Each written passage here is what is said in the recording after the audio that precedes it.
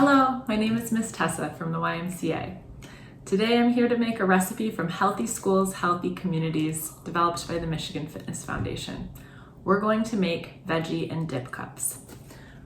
What you see before you is delicious hummus.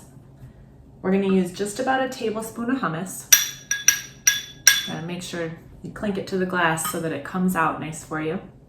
Then we want to eat a rainbow of fruits and vegetables. Today in my rainbow, I've got delicious crunchy red peppers, wonderful orange carrots, and crisp green celery. After we've got all the ingredients in the cup, you just dip and enjoy. Thanks so much for watching.